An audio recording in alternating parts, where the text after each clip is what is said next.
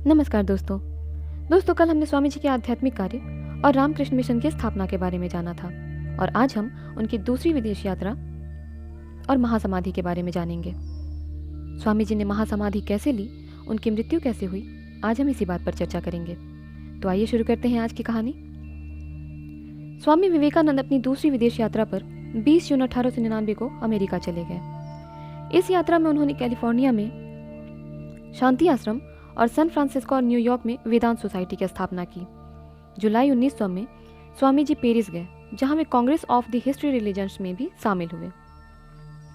करीब 3 माह पेरिस में रहे और इस दौरान उनके शिष्य भगिनी निवेदिता और स्वामी तरियानंद थे। इसके बाद वे 1900 के आखिरी में भारत वापस लौट गए। इसके बाद भी उनकी यात्राएं जारी रही।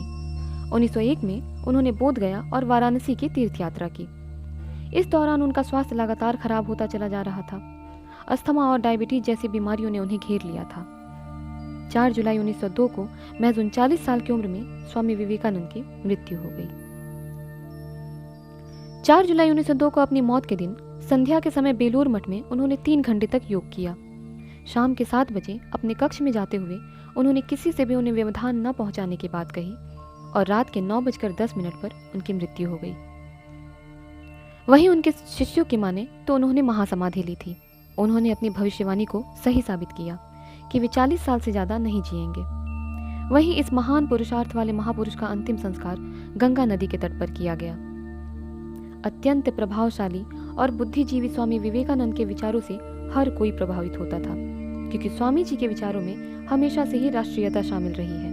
उन्होंने हमेशा देशवासियों के विकास के लिए काम किया।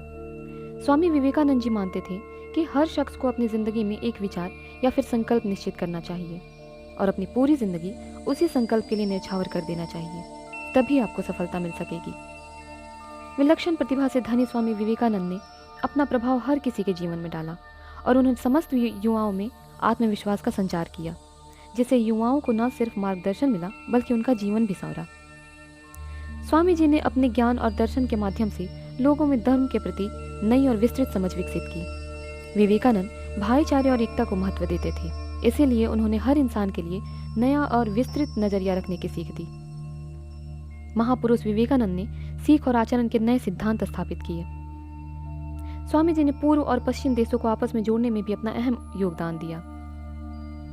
स्वामी विवेकानंद ने अपनी रचनाओं के माध्यम से भारत के साहित्य को मजबूती देने में भी अहम भूमिका निभाई।